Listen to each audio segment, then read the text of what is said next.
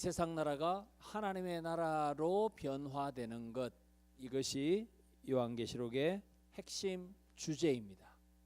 특별히 로마 황제와 불신 유대인들의 박해를 받던 터키의 소아시아 7교회가 하나님의 나라 확장을 위하여 핍박 가운데서도 어떻게 살아야 되는가, 그것을 보여줍니다. 한 구절 더 읽도록 하겠습니다. 세상 나라가 어떻게 예수 그리스도의 나라가 되는가, 세 가지 방법을 12장 11절에서 설명합니다. 12장 11절도 요한계시록의 요절이 되겠습니다. 여기 12장 11절 한중간에 그를 이겼으니, 그는 사탄을 가리킵니다. 9절에 있는 사탄을 가리킵니다. 그것을 생각하시면서 12장 11절 어떻게 세상 나라를 하나님 나라로 바꿀 수 있는가 읽어보도록 하겠습니다. 시작. 또 우리 형제들이 어린 양의 피와 자기들이 정언하는 말씀으로써 그를 이겼으니 그들은 죽기까지 자기들의 생명을 아끼지 아니하였도다. 아멘. 이 세상에 자칭 임금 노릇하고 있는 사탄이 하나님 나라 확장을 방해하고 있습니다. 그렇지만 우리가 사탄을 이기면서 하나님의 통치가 이 세상에 임하도록 하는 세 가지 방법, 이것은 시대를 초월한 진리입니다. 첫 번째는 어린 양의 피로 사탄을 이깁니다. 그리고 정언하는 하나님의 말씀으로 사탄을 이깁니다. 마지막으로 죽기까지 우리의 생명을 아끼지 아니한다면 우리가 사탄을 이기고 하나님의 나라를 확장해 갈 수 있습니다. 이것이 계시록의 한중간에 위치한 11장 15절과 12장 11절 요한계시록의 두 키버스 요절이 되겠습니다. 여러분께서 요한계시록을 쭉 한번 읽어보실 때 주로 어떤 느낌을 받습니까? 독후감 숙제를 한다면 요한계시록을 22장까지 403절입니다. 쭉 읽으셨다 합시다. 1시간 한 20분 또는 1시간 반 하면 요한계시록 읽을 수 있습니다. 어떤 느낌을 받으십니까? 무서운 느낌이 있습니까? 왜 무서운 느낌이 있습니까?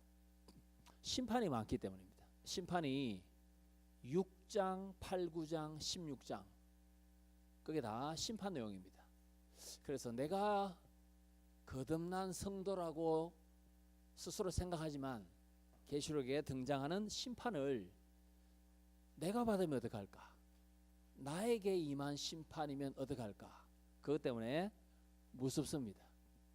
두 번째 느낌은 어떤 게 있습니까? 무섭다 말고는 어렵다, 난해하다. 성경의 결론이라면 좀 쉽고 은혜스럽고 밝고 해피엔딩으로 끝나면 참 좋을 것 같은데 왜 이리 어려울까? 계시록이 어려운 이유는 환상이 많기 때문입니다. 환상은 내가 봄에 맞습니까? 예, 내가 봄에 1장에도 있고 4장 1절, 5장 1절, 6장 1절 계속해서 내가 봄에 사도 요한이 본 것을 기록합니다. 환상 안에 정말로 희한한 것이 많습니다. 어린 양 예수 그리스도가 5장에 등장하는데 어린 양이라면 눈이 2개 있어야 되는데 눈이 7개 있습니다. 어린 양 예수 그리스도의 머리 위에 뿔은 7개나 있습니다. 왜 이럴까? 눈이 2개만 있으면 되고 뿔은 하나 아니면 2개만 있으면 될 것인데 왜 7개일까? 환상을 문자 그대로 해석하면 어려움이 많습니다. 이걸 상징적으로 해석하면 비교적 쉽게 해석할 수 있고, 더 다행인 것은 요한계시록에 등장하는 수많은 환상은 이미 구약에 등장했다라는 것입니다. 그래서 요한계시록을 정확하게 해석하고 설교하기 위해서는 요한계시록과 관련된 구약의 본문들, 이걸 관련 본문이라고 부르기도 하고 조금 줄여서 간본문, 사이 간자를 써서 간본문이라고 부르기도 합니다.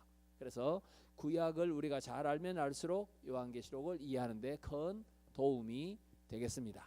그래서 구약과 요한계시록의 관련성에 관한 그런 연구가 제법 되어 있습니다. 저도 요한계시록과 구약의 대화라는 책을 2014년경인가 한번 쓴 적이 있습니다. 제가 이제 썼던 요한계시록 주석은 이 SFC 출판사에서 2013년에 벌써 한 4, 5년 전에 출판된 바가 있습니다. 여러분께서 제가 썼던 SFC 출판사에서 나온 요한계시록, 부제목은 반드시 속히 될 일들을 통한 위로와 소망의 메시지입니다. 요한계시록은 신약의 결론인 동시에 성경 전체의 결론입니다. 위로와 소망의 메시지입니다.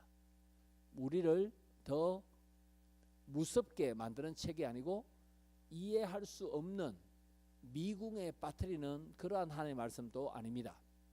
얼마든지 이해할 수 있고 얼마든지 위로와 소망의 메시지로 박해와 시련과 어려움 가운데 있는 성도들을 위로하고 소망하는 메시지로 아주 안성맞춤이 바로 요한계시록인데, 우리가 쭉 한번 살펴보면은 얼마든지 여러분께서 이해하실 수 있고 설교하실 수 있는 그렇게 어려운 내용이 아니다라는 것을 우리가 깨닫게 될 것입니다. 자, 그런데 요한계시록을 해석하는 4가지 방법이 있습니다.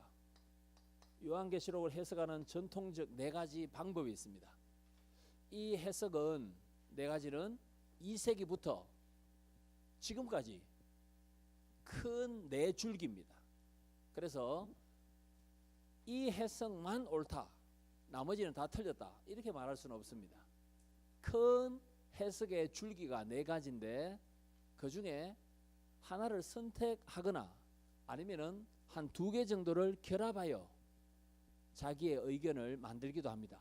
그래서 내가 하는 해석만 옳다, 나머지는 다 틀렸다, 이렇게 말하기에는 어렵습니다.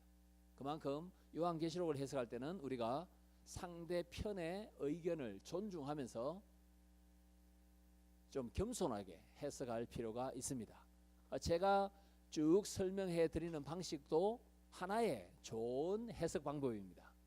저 해석만 옳고 나머지 해석은 다 틀렸다, 그렇게 제가 말하지는 않습니다. 그래서 여러분께서 요한계시록과 관련해서 공부하셨거나 들으셨던 강의가 있으면 그것하고 제가 쭉 설명해 드리는 것하고 한번 비교해 보시면 되겠습니다. 첫 번째 해석 방법은 과거적 해석입니다. 과거적 해석이라는 것은 1세기 사도 요한 당시의 관점에서 해석하는 것입니다. 왜 이렇게 과거적으로 해석하느냐 하면 사도 요한 당시에 요한계시록이 딱 기록되고 난 뒤에 어떻게 성취되었을까, 계시록의 예언의 말씀이 어떻게 1세기에 우리가 볼 때 과거죠, 2000년 전 과거에 어떻게 성취되었을까, 이렇게 볼 수 있는 근거가 있습니다. 왜냐하면 1장 1절에 반드시 속히 일어날 일들이라고 되어 있고 22장 7절에도 반드시 속히 일어날 일들이 다시 반복되고 있기 때문입니다. 편지라는 것은 쓴 사람과 읽은 사람 사이의 의사소통입니다. 그런데 요한이 뭐라고 말하냐면 요한계시록의 내용은 반드시 짧은 시간 안에 이루어질 내용이다, 이렇게 말하고 있기 때문에 그러면 1세기 관점에서 그때 무슨 일이 일어났는가를 살펴보는 과거적 해석이었습니다. 두 번째 해석은 미래적 해석입니다. 이 미래적 해석은 요한계시록 4장 1절 4장부터 22장까지 대부분의 요한계시록의 내용은 예수 그리스도의 재림과 관련된 재림 무렵 또는 재림 이후에 일어날 미래에 관한 내용을 예고하는 것이다. 이것이 미래적 해석이 되겠습니다. 그 다음에 세 번째 해석은 이상적 해석이라고 부릅니다. 이상적 해석 또는 이것을 어떤 사람은 영적 해석이라고 부르기도 합니다. 아이디얼리즘이라고 부르기도 하고 스피리추얼 인터프리테이션 영적 해석 이렇게 부르기도 합니다. 이것은 뭐냐면 사도 요한 당시에 1세기에 어떻게 성취되었다 그걸 따지지 말자. 무조건 예수 그리스도의 재림이라는 먼 미래에 언제 일어날지 모르겠지만 미래에 일어날 일을 주 내용으로 한다고도 말하지 말자. 그러면 이상주의적 해석은 뭐라고 강조하냐면 요한계시록은 신약 시대에 하나님과 사탄이 싸우면 반드시 하나님께서 승리하신다. 교회와 악의 세력이 대결하면 반드시 교회가 승리한다. 선은 악을 이긴다. 하나님과 교회와 선의 사탄과 악의 세력과 악에 대한 승리, 하나님과 교회가 승리한다. 그런 원칙을 가르쳐 주는 책이 요한계시록이다. 이런 영적인 원칙을 배우면 된다. 이렇게 해석하는 것을 이상주의적 해석 또는 영적 해석이라고 부릅니다. 네 번째 해석은 세상과 교회에서 일어날 사건을 염두에 둔 세상 교회의 역사적 해석이라고 이름을 붙이는 좀 긴 해석 방법이 있습니다.